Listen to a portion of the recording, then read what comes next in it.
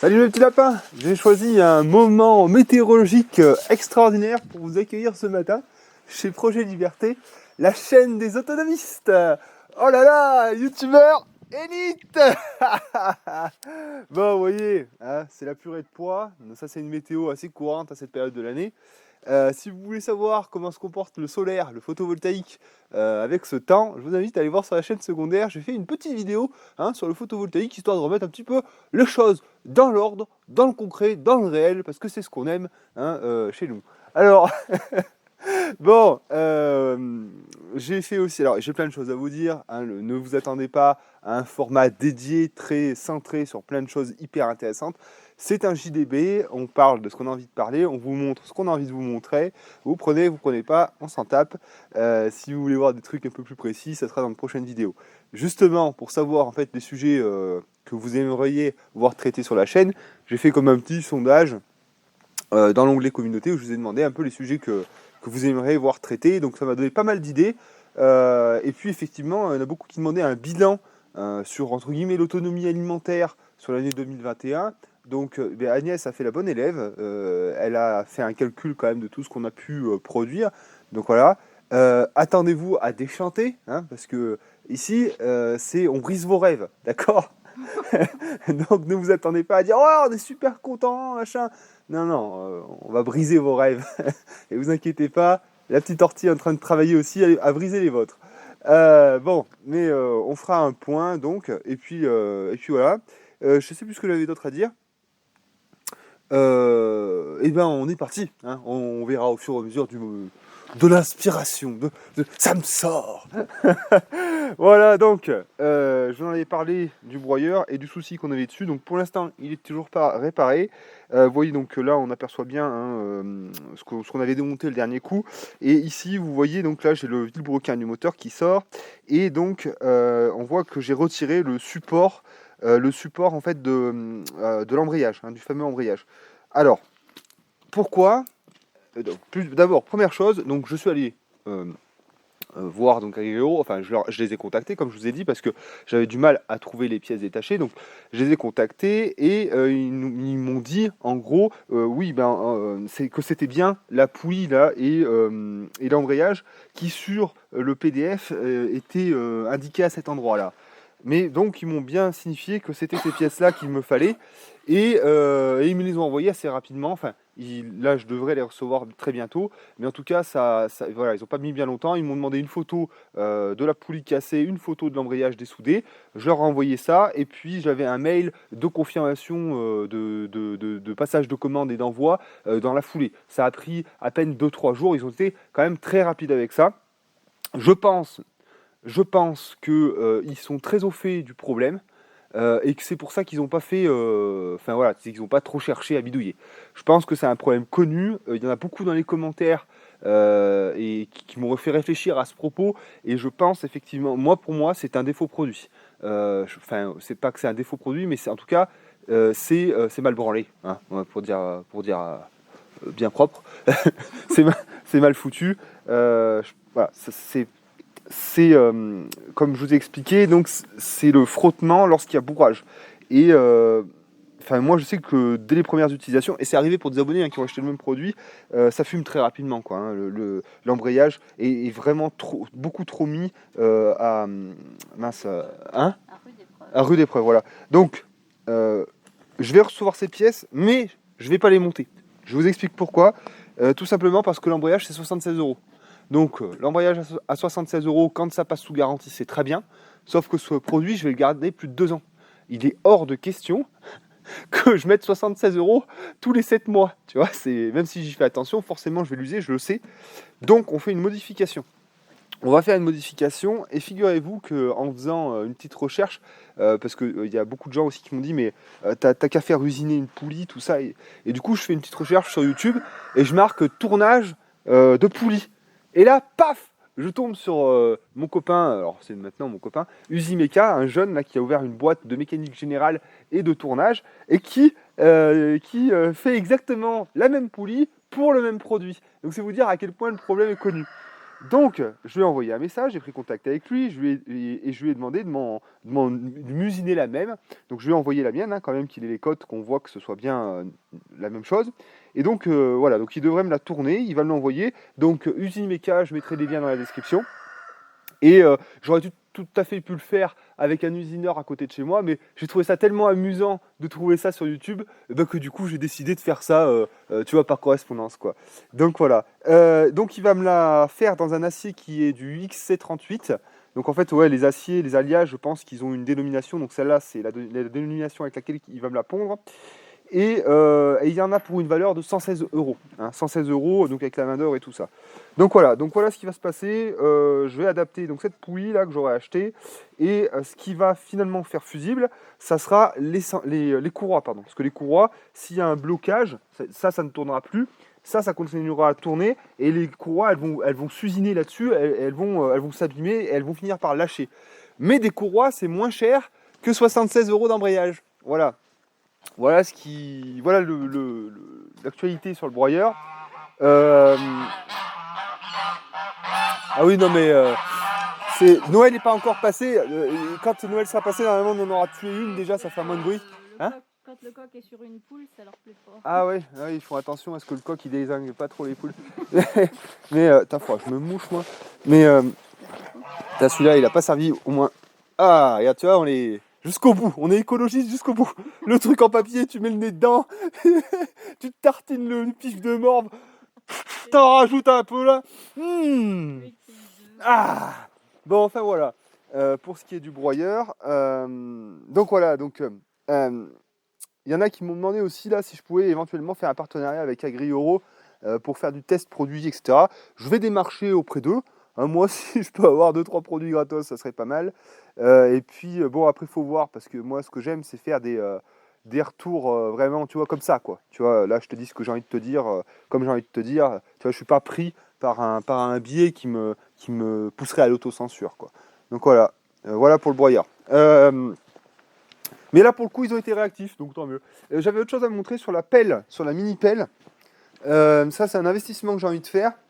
Enfin, c'est un investissement. Vous voyez, la dernière fois, donc j'ai Maxime, vous aviez vu Maxime et Lucie là. Et bien Maxime, moi je m'en étais pas aperçu, il me dit putain mais tes dents, elles sont complètement usées quoi. Et c'est vrai que bon, bah, maintenant elles dépassent plus beaucoup. Disons que ça a travaillé un peu aussi quoi. Et en fait, j'ai vu que sur internet ça s'achetait des dents à boulonner en fait qui vont passer comme ça là, hop, et qu'on boulonne. Donc à mon avis, il faudrait que je fasse une espèce de modif, je pense à la meuleuse ou un truc comme ça pour pouvoir mettre ça. Bon, j'ai failli les acheter hier soir, mais quand j'ai fait le total du panier, ça m'a un peu refroidi. Donc tu vois, j'ai pas osé. Pour le moment, on verra. Tu sais, nous, nos moyens sont pas limités. Il y en a beaucoup qui pensent qu'on est pété de thunes et tout, et qui n'arrivent pas à comprendre. On parle de tout, hein, c'est un JDB, hein, je dis ce que je veux. Et donc, il y en a beaucoup en fait qui me posent la question, mais putain, mais vous avez plein de blé, vous faites des travaux tout le temps et tout. Moi, c'est ce que je dis tout le temps. Déjà, nos frais fixes sont extrêmement réduits, hein, vraiment très très réduits. Et tout l'argent tout l'argent, l'argent qu'on peut avoir, chaque mois, nous on est à zéro, hein. On met tout dans notre projet, vraiment tout, et tout. Tu vois, enfin, voilà, tu vois, enfin, je sais pas comment vous expliquer, mais voilà, nous on a très peu de trajets, enfin, je sais pas comment vous dire quoi, mais tous nos frais sont au minimum et tout l'argent qu'on peut avoir est mis dans tout ce que vous pouvez voir, les matériaux, les machins, les ceci, les cela. Donc évidemment, je pense que quand vous avez une passion et que vous injectez tout votre argent dedans, bah, cette passion, bah, elle prend de l'ampleur. Puis voilà, je veux dire, il y a des gens, ils font du tuning, ils ont des bagnoles à 30 000 euros, c'est des Clio, c'est des Clio 1 phase 2, tu sais, tu vois. Mais voilà, ce que je veux dire, c'est que l'argent, enfin moi je suis désolé, alors bon, j'ai les privilèges que j'ai, mais je suis désolé, mais l'argent, il y en a toujours plus ou moins. On l'injecte là où on a envie de l'injecter, quoi. Voilà, et nous on l'injecte là-dedans, ce qui nous permet de vous montrer plein de choses, quoi, c'est tout. Hein. Et après, là aussi, enfin je dis plein de trucs, hein, c'est le matin, vous me pardonnerez, j'arrête après de dire que je dis plein de trucs, parce que c'est le format qui veut ça. Et je sais plus ce que je voulais dire, mais voilà, cette passion, est une passion dévorante. Et puis, comme vous l'avez compris, j'ai décidé de faire des compromis pour pouvoir l'assouvir encore plus. Et donc c'est pour ça que, bien que je vous l'avais expliqué, nous sommes sponsorisés par Hurt Modif. Et puis voilà, et puis s'il y a d'autres partenariats avec des marques que j'ai pu utiliser et que je pourrais recommander l'esprit tranquille, je le ferai. Tu vois, par exemple, alors je vais pas dire la marque parce que ils m'ont pas répondu, donc je vais pas leur faire de la pub gratuitement non plus, quoi. Mais tu vois, il y a chez le magasin en ligne dans lequel je commande géotextile, bâche, etc. Ben, je leur ai envoyé un mail pour solliciter un partenariat parce que j'ai commandé près de, je crois, 1000 euros hein, de géotextile. Putain, même plus que ça. Ouais, s'il devait bien y avoir 1000 euros de géotextile, de bâche, etc. Donc tu vois, quand tu as un retour, une expérience avec un fournisseur de plusieurs mois et plusieurs centaines d'euros, eh ben, tu es capable de dire, bon, bah, les gars, enfin tu es capable de dire à ton audience, les gars, vous pouvez y aller. Voilà. Et donc, moi, j'ai pas de souci avec ça. Donc voilà, donc si s'il y a d'autres fournisseurs avec lesquels j'ai la possibilité d'avoir un rapport de cet ordre-là, je le ferai parce que ça me permettra eh bien, d'aller plus loin dans ce projet et de pouvoir déjà en faire plus pour moi et puis pouvoir vous en montrer plus à vous aussi. Hein, parce que c'est ça aussi le but, c'est que moi, plus j'avance, disons que les gens qui font de l'autonomie au niveau petite ortie ou projet liberté, en gros, c'est pas pour être... Il n'y a aucune prétention dans ce que je dis. Mais on est pionnier, on défriche le sujet. Et plus on le défriche, plus on se rend compte de la mesure de l'objectif qui est... Enfin, moi, là où je suis là aujourd'hui, je vois, mais je dis, mais c'est un truc de dingue. Et donc là, on est pionnier. Et je pense que c'est bien, justement, et bien qu'on ait les moyens d'aller au plus vite et de retranscrire notre expérience de manière à ce que vous, derrière, eh ben, le chemin soit tracé et que vous évitiez toutes les erreurs qu'on a faites.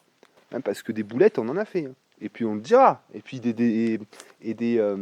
comment dire, des désenchantements, on en a eu aussi beaucoup. Et ça, il est important qu'on vous les expose. Voilà. Donc voilà, donc pour la petite histoire, bon, j'avais envie de parler de ça, comme ça.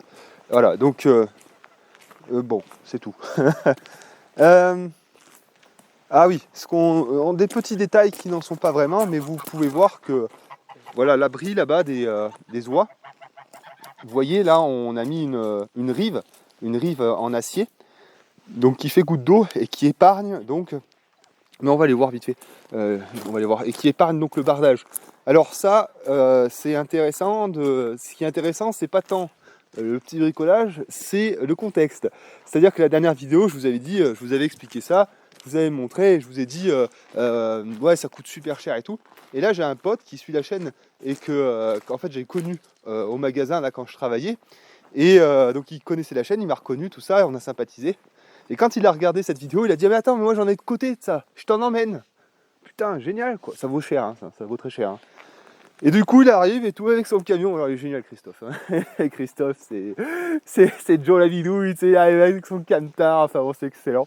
Donc, il arrive avec 3 longueurs comme ça.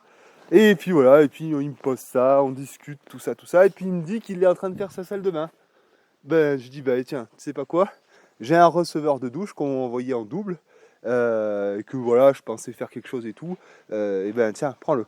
Voilà, et donc on a échangé ces rives contre un receveur de douche. Tout le monde lui était super content. Moi j'étais super content déjà de le voir et puis eh bien qu'il m'apporte ça. Et donc puis voilà quoi, tu vois la vie quoi. Ça c'est beau quoi. Ça c'est la vie, tu vois. Voilà. Bon bref. Et du coup donc voilà, donc on a placé ça. Donc ça permet de limiter l'eau sur le bardage. Et ici, hein, puisque c'était là le problème principal, eh bien vous voyez j'ai fait au rabot une pente et là Agnès elle a fait un joint polymère de manière à ce que l'eau ne s'infiltre pas et qu'au moins elle glisse au plus vite. Voilà. Donc là on a fait ça. Tu vois, c'est des petits détails. Toutes ces choses là, tu peux te dire non mais c'est de la branlette quoi. Mais j'ai que très peu envie de démonter mon bardage et de le refaire dans 2 ans. Voilà, tu vois. Voilà, bon, on n'avait rien à montrer là-bas, Bichette, là, non? Bah non, le tas de bois, là, on est en train encore d'en mettre là-dessus, puisque je vais vous montrer ce qu'on a déboisé, parce que là, en fait, ça fait, il y a une semaine, qu'on est en train de travailler donc, sur le déboisage et le dessouchage de la zone de plus de 400 mètres carrés pour des planches potagères l'année prochaine. Donc on va aller voir ça. Donc ça c'est un... Alors, c'est le moment de l'année où il faut préparer en fait ces planches de culture pour le début du printemps. Si on veut pouvoir faire... comment dire, on passe un coup de charrue où on ouvre la terre, on met du fumier, nous on va bâcher, et ça a tout l'hiver pour travailler, nourrir le sol, que les vers de terre fassent leur travail, etc., etc. Enfin ça vous y connaissez bien mieux que moi, je pense que vous en avez vu des tonnes de vidéos de maraîchage, mais voilà, donc on est en train de s'appliquer à faire ça. Hop, et vous allez voir qu'on y a bien éclairé. Ah, tant pis. J'avais envie de montrer un peu le potager, mais on le fera quand tu feras ta vidéo là. Parce que aussi vous avez demandé, oui, comme on disait en début de vidéo, savoir un petit peu comment on était au niveau des légumes et tout. Mais on en parlera dans une autre vidéo. Et donc, voilà. Donc là, tu vois, on y a sacrément ouvert. Alors, ici, donc, il y avait tout. Hein, vous voyez, il y avait des genêts qu'on a broyés donc, avec la débroussailleuse là. Beaucoup de noisetiers, du hêtre, du peuplier. Non, du bouleau, pardon. Du bouleau. Et puis voilà, donc du coup, on a abattu, on a broyé, et puis bon, comme vous le savez, donc le broyeur étant en panne, il y a encore ces tas qui va nous rester à traiter avec le broyeur thermique dès qu'on va l'avoir réparé. Et donc là, on est en train de dessoucher. Donc, ouais. Et donc là, on est en train de dessoucher. Donc vous voyez, là, on peut pas se rendre compte, mais des souches, on en a bien enlevé une trentaine. Putain, je sais même pas s'ils peuvent plus. Oh putain, facile une trentaine. Hein. Donc, des petits, des gros, de tout. Hein. Vraiment, et ça prend du temps. C'est assez physique. Donc, un coup de pelleteuse tout autour.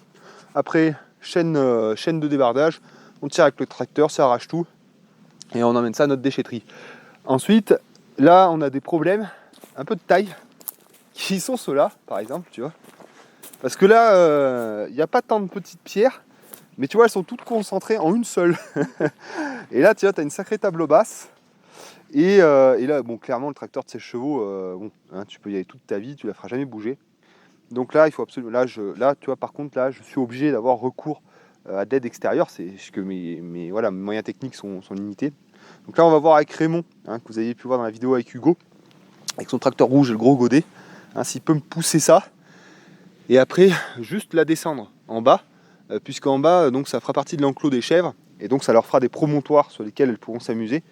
Et puis voilà. Et puis, ça évitera, tu vois, de devoir la manutentionner sur de trop longues distances, enfin de s'emmerder et tout, parce que ça doit peser quand même sacrément lourd. Donc s'il peut juste la pousser en bas, ça serait impeccable. Donc tu vois, on en a une grosse comme ça ici. On en a une autre grosse ici que j'ai pas totalement déterrée, qu'il me faudra opérer dessus dans la journée. Là, qui a encore un très gros caillou ici. Donc là, tu vois, il va falloir pareil, même principe. Et après, on en a une autre là-bas, je crois, c'est ça? Je sais plus, je sais jamais. Ah si, voilà. Voilà, et là une autre encore ici. Donc là, tu vois ça, bon. Il y a du niveau là. Là, il y a du niveau, tu vois. Et globalement, pour parler un peu de la terre, alors moi je suis pas un ingénieur agronome. Le maraîchage, là ce qu'il faut que vous compreniez aussi, il faut bien que vous compreniez qu'on est en début de démarche. Oui, ça fait 3 ans qu'on est là-dessus. Oui, on travaille comme du bourrin tous les jours. Mais on n'est qu'en début de démarche. C'est ce que je vous disais tout à l'heure. Et donc, le maraîchage, tout ça, nous n'avons encore que très peu d'expérience dedans, sur ces choses-là, puisque là, aujourd'hui, encore, nous sommes sur de la mise en place. Donc, nous ne pouvons pas être concentrés et puis à fond, en fait, sur ces questions-là. Puisque là, pour l'instant, on en est à bricoler, à poser de la clôture, machine... Enfin, tu vois, chaque chose en son temps. Et ça prend beaucoup de temps. Ça, il faudra que vous compreniez que ces démarches d'autonomie, c'est des projets sur toute la vie. Et même au bout de ma vie, j'aurai peut-être un niveau qui ne sera pas extraordinaire, tu vois. Et ça, il faut bien comprendre. Donc aujourd'hui, j'ai pas les connaissances d'un maraîcher, évidemment, évidemment. Maraîcher, c'est un métier. Voilà. Et donc voilà, donc on peut voir qu'on a une terre. Bon, moi, à l'œil, moi, qui me plaît pas vraiment. Hein, c'est un peu de la terre forestière, très sableuse, un peu marron clair comme ça. Donc je sais pas trop ce que ça va donner. Mais elle n'est pas tout à fait pareille que plus par là-bas. Là-bas, elle est un peu plus, elle a une teinte différente. Alors ici, on n'avait pas trop non plus de résineux, donc peut-être pas trop une acidification du sol. Mais bon, on va voir, on verra. Je sais pas s'il y en a parmi vous là qui ont des connaissances sur ces sujets assez poussées. Eh bien, mettez-les en commentaire. Moi, ça m'intéresse quand même. Hein. Là, tu vas réveiller tous les. Oui, oui, oui, oui, ben moi je veux bien savoir. Donc voilà, donc là il nous reste donc 1, 2, 3, 4 grosses souches à retirer. Donc on va essayer de faire ça. Alors à mon avis, on va arriver à en faire 2 ou 3 dans la journée là, mais pas plus, hein, parce que là vous voyez, elles sont énormes celles-là. Celles-là, quand tu as un arbre de ce diamètre là, tu peux être sûr que tu vas passer un moment quoi. Surtout des feuillus, des arbres comme ça là, c'est des très grosses racines, peu nombreuses, mais des très grosses racines. Les noisetiers, c'est des petites racines très nombreuses. Et les noisetiers, quand c'est sur de la terre comme ça, c'est très facile à déraciner. Par contre, quand c'est dans des murs en pierre sèche, là tu peux t'accrocher de bonne heure. Quoi. Donc voilà, donc ça on va y retirer tout à l'heure. Et donc, comment est-ce qu'on va faire quand on aura fini tout déraciner, qu'on aura broyé ça, on va aller chercher le motoculteur de Roland, pardon. Donc là c'est pas une moto bineuse, hein, c'est un motoculteur donc avec un Brabant derrière qui fait 15 chevaux et on va tout ouvrir, on va y ouvrir avec vraiment, on va y péter quoi pour décompacter le sol, hein, pour décompacter le sol, pas la graninette, le motoculteur. Et ensuite eh bien on va enrichir, nourrir le sol avec une remorque de fumier que nous a très gentiment amené Jean-Paul. Donc Jean-Paul, c'est un des adjoints au maire de Madame le maire. Et donc il a eu la gentillesse de nous amener une pleine remorque de fumier. Donc là en plus il m'a emmené le fond d'étable quoi. Hein. Donc là c'est vraiment de la merde bien. Tu vois, il n'y a pas tant de paille quoi. Là c'est vraiment de la merde quoi. Donc ça va aller impeccable. Donc ça, tu vois, je vais pas y faire la fourche. Hein. Godet du tracteur et en avant. Hein. Tu vois, tu t'amuses pas, hein. Faut arrêter de s'amuser. Hein. Et puis compléter avec nos apports à nous de fumier hein, qui sont là, par contre qui sont beaucoup plus pailleux, hein, puisque là c'est la litière des poules et des lapins. Voilà, donc tout ça, ça fera. On va nourrir notre sol avec ça, et puis on bâchera avec ces fameuses bâches d'ensilage, comme vous pouvez voir juste à côté, et puis on y laissera reposer jusqu'à l'hiver. Voilà, donc bien sûr. On se fera des accès, hein, comme je vous ai expliqué. En fait, il faut voir ça comme un damier. Hein. Donc 4 rectangles de 6 par 17, hein, avec une allée dans le long, une allée dans le large, qui feront, je pense, à peu près la dimension du tracteur. Voilà. Donc là, vraiment, on est sur du potager, enfin, on sera en tout cas sur du potager vivrier. Hein. Là, on quitte. Donc en fait, je me calque un petit peu sur ce qui se faisait avant et sur ce que fait agriculture vivrière. Vous voyez, mes grands-parents, du côté de ma mère, donc ils avaient leur petit potager proche de la rivière, à 2 pas de leur maison, le potager ouvrier, qu'on peut comparer à notre potager en bac et à notre serre là-bas, avec des légumes qui nécessitent un peu plus d'attention et de soins. Et à l'extérieur, en périphérie du bourg, de la ville, eh bien, ils avaient beaucoup plus de terres agricoles, mais beaucoup plus. Hein. Ils en avaient, mon grand-père, je sais plus, c'est ce qu'on fait en hectares, je crois. Hein. Je sais plus, je vais peut-être dire des bêtises. Et dans ces champs-là, donc, ils faisaient de la patate et des plus grosses cultures.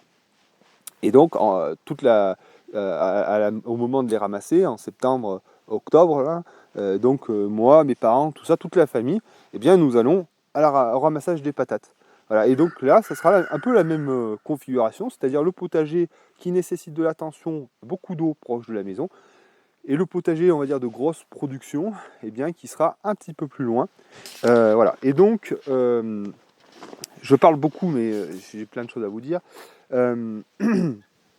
nous allons utiliser les méthodes en fait de la ferme Cagnole pour plusieurs raisons. D'abord, parce que c'est un endroit que nous ne pourrons pas irriguer comme il faut, ou alors il nous faudra une tonne à eau. Donc ça, c'est un projet que nous avons. Parce que ici, donc, on n'a pas d'accès à l'eau. La source est tout à fait là-bas, elle est en contrebas. Donc, et puis bon, ça serait trop compliqué. Mais du coup, une tonne à eau, ça pourrait être pas mal. Mais pour pallier déjà à ce manque d'eau, donc nous utilisons les bâches d'ensilage qui permettent donc un cycle d'eau sous la bâche. Donc ça, je vous renvoie à la ferme Cagnole qui l'explique très bien. Et ces bâches-là, et on fera tout sur bâche, oignons, ail, patates et courges, tout sera sur bâche. Aussi, eh bien, pour ne pas avoir de travail de désherbage, puisque au printemps prochain, encore cette année-là, nous ne pourrons pas nous concentrer sur la production alimentaire. Parce que nous avons notre auvent de 62 mètres carrés à construire, parce que nous avons la Waypini à terminer, et parce que nous avons la grange à finir de débarrasser. Vous voyez, nous avons tous ces travaux de grosse mise en place qui nous empêchent de pouvoir nous concentrer sur une production alimentaire. Ça fait partie des premières étapes. Encore une fois, nous sommes qu'au début de la démarche. Voilà. Je pense que je serai beaucoup plus intéressant sur ces sujets de maraîchage et de production alimentaire dans 3-4 ans. Voilà. Et oui, mais il faut bien se dire, et j'insiste, c'est des années. C'est des années. On aura l'occasion d'en parler avec la petite ortie sur le live de samedi, qui sera justement à 19h30, beaucoup plus tôt, parce qu'on veut étaler ces constats, on veut débattre de ces constats que l'on a fait tous les deux. Vraiment. voilà. Bon, mais sinon, donc ces 4, je vous ai fait une très grande vidéo, mais bon, écoutez, je pense que c'était quand même intéressant ce qu'on a pu dire. Dernière chose, bon, on verra ça aussi un peu plus tard, mais vous voyez, donc l'enclos des... Si, c'est quand même intéressant à dire. L'enclos des dindes. L'enclos des dindes. Donc, vous aviez vu l'année dernière que nous avons débroussaillé ici, puisque c'est pareil, il y avait des genêts extrêmement hauts dans lesquels on ne pouvait plus me pénétrer. Donc, on avait passé un coup de débroussailleur, on avait dessouché les quelques arbres qui restaient. On en avait bien sûr gardé. Et vous voyez qu'à force de passage de débroussailleur et du travail des volailles, eh bien, on retrouve presque, pas encore, mais presque une prairie et de l'herbe assez grasse. Voilà. Donc encore quelques temps, et là nous aurons presque une vraie jolie prairie, sans avoir passé un coup de rotavator et sans avoir semé. Donc là, je remercie les gens qui m'avaient indiqué ça, et je le constate effectivement, je n'ai pas besoin de retourner le sol et de ressemer une prairie, simplement en débroussaillant, eh bien j'encourage la pousse de l'herbe. Ce que nous avons fait aussi, c'est que la partie haute des dindes, on a mis un filet, je ne sais pas si vous voyez, mais un filet orange là. Avec la brume, on voit pas grand chose. Oui, la petite ortie va voir le filet orange. Ils en font pas des en osier. Elle est trop mignonne. Donc voilà, donc là tu vois, on a mis un filet orange. Parce que, donc, alors, comme je vous l'ai expliqué, nous, on a subi, évidemment, l'erreur du mélange des espèces et donc de la maladie, l'histomonose, qui a été transmise des poules aux dames. Donc, on a eu une perte sur les dames, on s'est senti bien con, et c'est ce qui nous a poussé dans l'urgence, parce qu'on n'avait rien préparé. Là, pour le coup, on prend des dindes, ah ma merde, il faut faire ça, ah bah oui, génial, bah tiens, on avait prévu de faire ça. Ah, j'étais bien en colère. Bon, enfin bref, du coup, on avait construit ce dindailler et on leur avait fait un enclos bien spécifique. Bon, et là, ce qu'on a fait, c'est qu'on a mis ce filet orange pour que la partie basse, qui dans le futur sera réservée aux canards, soit maintenue et tenue par les poules et les oies, et que cette partie haute reste sanitairement propre pour y mettre donc les dindes l'année prochaine. Voilà. Donc voilà, donc ça nous permet donc tu vois, si j'ai un coup de débroussailleur à passer au printemps, j'aurai que cette partie à faire et ça me limitera un peu le travail en bas. Tu vois, donc voilà. Et donc dans l'avenir, évidemment, eh bien en fait il y aura une clôture fixe avec un portillon. On aura donc une cabane similaire pour les canards et on aura certainement un portillon ici pour pouvoir transiter plus facilement. Voilà. Un dernier projet que nous avons, parce que nous avons plein d'idées, et ça aussi, on aura une vidéo sur les constructions, les choses qu'on veut mettre en œuvre, etc. Mais là, tant qu'on est là, Et tant que j'aurai le motoculteur de Roland, il y a de grandes chances pour que je me fasse en fait un peu une pépinière. Alors je vous dis ça, mais je vous dis plein de choses, hein. Mais on verra. Mais vous voyez, là c'est pareil, hein. On a tout nettoyé, un coup de débroussailleur pour enlever les genêts, tout ça. Donc vous voyez là c'est assez propre. Et là il me suffirait d'enlever quelques noisetiers. Et là j'aimerais bien me faire comme une pépinière. Parce qu'on est allé visiter donc la pépinière d'altitude, hein, par chez nous. Et puis ouais, je me suis rendu compte que bon, ça va quoi, tu vois. Elle a des rangées, en fait tu imagines une prairie. Et puis des rangées d'arbres et de plantes ornementales. Et donc je me suis dit que ça pouvait être pas mal ici de se faire un peu une pépinière, de manière à pouvoir dupliquer, mettre nos plantes, et puis se servir au fur et à mesure. Et puis éventuellement, si certains voulaient en acheter, pourquoi pas. Bon, on verra. Voilà. Et bien écoute, cette vidéo est très longue, mais ça m'a fait plaisir de te montrer tout ça. Écoute mon petit lapin, si tu veux du contenu supplémentaire et que mon agressivité te manque, eh bien tu peux aller voir la chaîne secondaire qui s'appelle Tolérance Zéro Autonomie. Et puis voilà, mais on se retrouve dans une vidéo peut-être cette semaine. En tout cas dans le live avec la petite tortille, donc à 19h30 samedi, ce samedi-là. Ça caille, je vous encourage, je vous souhaite beaucoup de réussite dans ce que vous entreprenez, beaucoup de motivation, beaucoup de, voilà, tout ça, et puis je vous dis à la prochaine, les petits lapins, bye, ciao.